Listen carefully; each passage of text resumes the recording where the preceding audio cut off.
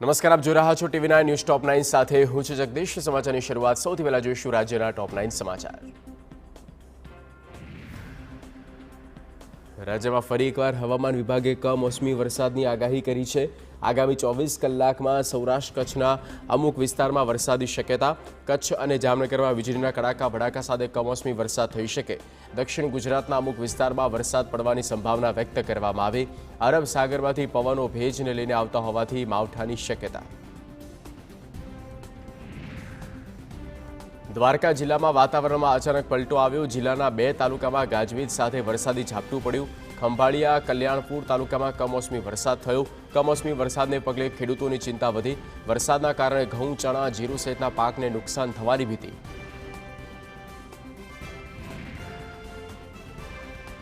પાટણમાં સરકારી વાહનની જાસૂસી કાંડમાં કેસમાં પોલીસે એક આરોપીની ધરપકડ કરી। સરકારી ગાડીમાં જીપીએસ ટ્રેકર લગાવનાર વિક્રમ ઠાકોર નામના શખ્સની ધરપકડ। પોલીસે જીપીએસના બારકોડ આધારે આરોપીને ઝડપ્યો, જ્યારે જીપીએસ આપનાર શખ્સ ભૂગર્ભમાં મહત્વનું ખાણ ખનીજ વિભાગની સરકારી ગાડીમાંથી ખાનગી જીપીએસ પકડાયું। ભૂમાફિયાઓએ જીઓલોજિસ્ટની કારમાં જીપીએસ લગાડ્યું હતું। કોરોનાના સંભવિત ખતરા વચ્ચે મહેસાણાના કડી સિવિલ હોસ્પિટલમાં ઓક્સિજન પ્લાન્ટ વાલ્વ બંધ હાલતમાં। કડી સિવિલમાં કોરોના વોર્ડ તૈયાર, પણ ઓક્સિજન પ્લાન્ટમાં ખામી। છેલ્લા 10 દિવસથી ઓક્સિજન વાલ્વ બંધ સ્થિતિમાં। સિવિલમાં હાલમાં આઈસીયુના 5 બેડ તૈયાર, જ્યારે વધુ 25 એક્સ્ટ્રા બેડની વ્યવસ્થા આગામી સમયમાં કરાશે।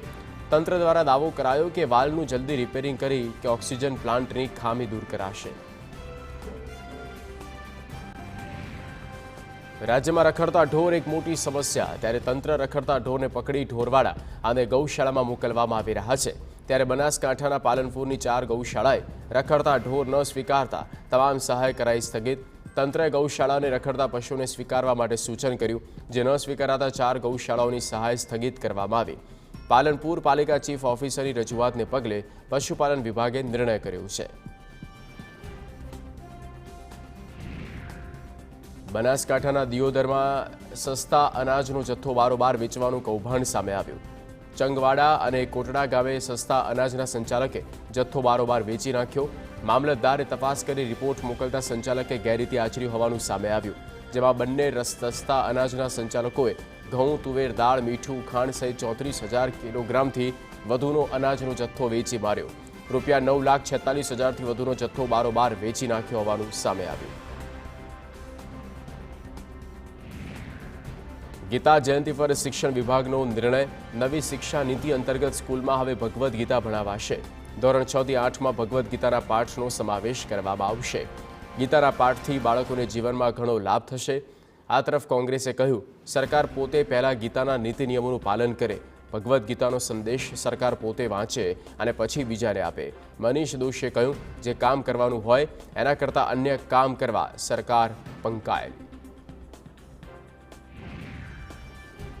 ઊંઝા ઉમિયાધામ મંદિર ટ્રસ્ટના પ્રમુખ બાબુ જમના પટેલે કહ્યું, દાન આપનાર દાતાનો હાથ ઉપર હોય છે અને દાન લેનારનો હાથ નીચે। બાબુ જમનાએ કહ્યું, દાતા દાન આપતા પહેલા જોતો હોય છે કે દાન લેનારનો હાથ ચોખ્ખો છે કે કેમ। જો દાન સ્વીકારવાનો હાથ ખરડાયેલો હોય તો દાન ચૂકવવામાં દાતા 100 વાર વિચાર કરતો હોય છે। ગુજરાત સહિત દેશના અલગ અલગ જગ્યાએ ફોલીકેબ ઇન્ડિયા કંપની પર આવકવેરા વિભાગે દરોડા પાડ્યા।